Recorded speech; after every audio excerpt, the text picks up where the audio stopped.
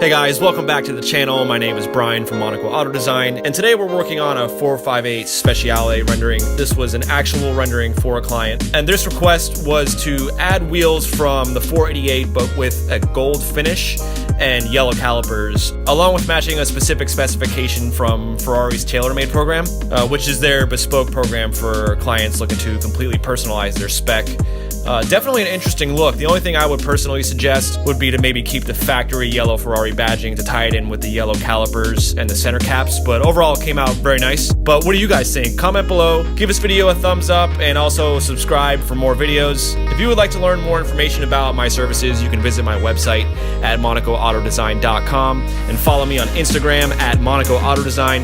Thanks guys for watching. I'll catch you guys next time.